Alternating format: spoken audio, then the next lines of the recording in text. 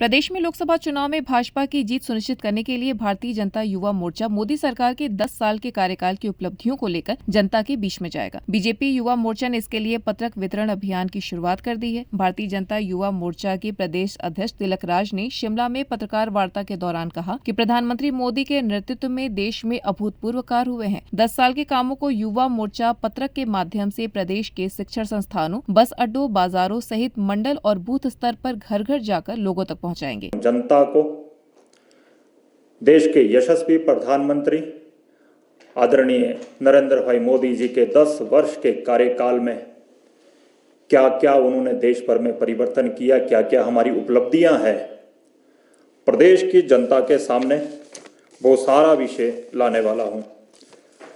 Bharatiya Janata party के शीर्ष नेतृत्व द्वारा हिमाचल प्रदेश में युवा मोर्चा के माध्यम से पूरे प्रदेश भर में 10 वर्ष उपलब्धियों का एक पत्रक पूरे प्रदेश के लिए हमने तैयार किया है।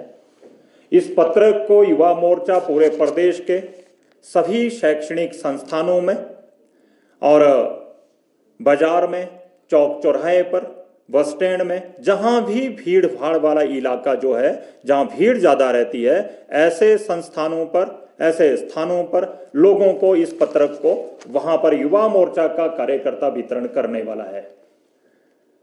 और घर घर जाकर प्रत्येक बूथ पर, प्रत्येक गांव में भी युवा मोर्चा की बूथ से लेकर, मंडल से लेकर, जिला से प्रदेश तक पूरी टीम कमर कस के मोदी सरकार की 10 वर्ष की उपलब्धियों का ये पत्रक सब स्थानों पर पहुंचाने की योजना में आगे बढ़ेगा, जिसका शुभारंभ आज हम शिमला से करने वाले हैं।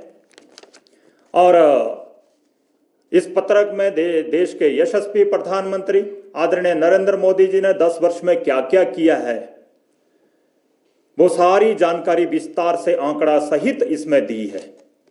तिलक राज ने कहा कि विपक्ष आरोप लगा रहा है कि मोदी सरकार ने 10 वर्षों में कुछ नहीं किया। देश की जनता जानती है कि मोदी सरकार ने प्रत्येक व्यक्ति का जनधन खाता खोला है। आज हर व्यक्ति डिजिटल पेमेंट करता है। धारा 370 को हटाने का काम हुआ है। 10 सालों में भ्रष्टाचार का कोई भी मामला नहीं आया। उन्होंने कहा कि केंद्र व प्रदेश की पूर्व जयराम सरकार की उपलब्धियों के साथ वर्तमान कांग्रेस सरकार की नाकामियों को जनता के बीच ले जाने का काम भारतीय जनता पार्टी युवा मोर्चा करेगा। प्रधानमंत्री जब से देश की कमान संभाली है, आज हमें बड़ा गर्व होता है। भारतीय जनता पार्टी के कार्यकर्ता के नाते भी हम कह सकते हैं कि 10 वर्ष के कार्यकाल में एक भी घोटाला हमारे किसी मंत्री के ऊपर नहीं लगता है। बड़ा गर्व होता है आज, और देश गर्वित होता है।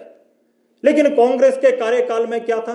पूरा कैबिनेट, जिसको हम कह सकते थे कि घोटाले के केस में आज भी कुछ लोग जेल में हैं या तो फिर कुछ लोग बेल में। और फिर कहते हैं नहीं, बीजेपी सरकार में कोई परिवर्तन नहीं हुआ है, कुछ नहीं हुआ है। हम कह सकते हैं कि आज देश में सबसे ज्यादा देश के प्रत्येक व्यक्ति का बैंक अकाउंट खुलना चाहिए, और जनधन खाते के नाम से प्रत्येक व्यक्ति का अकाउंट है आज। और उसके माध्यम से क्या परिवर्तन हुआ है? आज प्रत्येक व्यक्ति के खाते में कोई भी पेमेंट बिल्कुल डायरेक्ट ट्रांजैक्शन उसके खाते में आती है, बीच में किसी बिचौलिए का कोई काम नहीं है। इसलिए गर्व होता है, परिवर्तन हुआ है।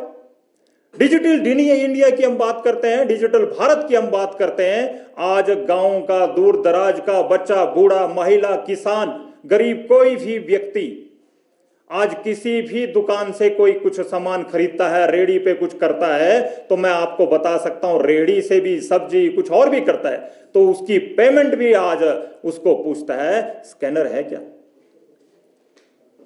कितना बड़ा परिवर्तन है। लेकिन क्या नहीं हुआ है? इनके केंद्र के उस समय के मंत्री पी चिदंबरम जी कहते हैं डिजिटल इंडिया हो जाएगा। कैसे आप व्यावहारिक बात करते? 7.5-8 रुपए की पेमेंट किसी को करनी होगी, हम मोबाइल से करेंगे, कैसे संभव होगा? आज प्रत्येक व्यक्ति ये कह सकता है कि भारत डिजिटल दुनिया में भी आगे बढ़ा है, उसमें भी परिवर्तन देखने को मिल रहा है। लेकिन फिर भी कांग्रेस के कुछ लोगों को लगता है देश में कुछ नहीं हुआ है। खेलों की दुनिया में हम कह सकते हैं बड़ा गर्व होता है युवाओं के अगर दिशा में हम बात करें तो।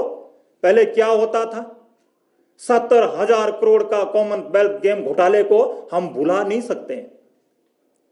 70,000 करोड़ का घोटाला बहुत बड़ा विषय है। लेकिन मोदी जी के प्रधानमंत्री के बनने के बाद खेलों की दुनिया में युवाओं को एक बहुत बड़ा प्रोत्साहन मिला है, इंफ्रास्ट्रक्चर खड़ा हुआ है। और आज खेलों की दुनिया में भी हम कह सकते हैं भारत के बहन बेटियां जब चाइना की धरती पर भी तिरंगा फहराती है तो भारत का सीना चौड़ा होता है और सर गर्व से उठता है। और सैकड़ों गोल्ड मेडल लेकर भारत आते हैं युवा, उससे युवाओं की दिशा में बहुत बड़ा काम हुआ है।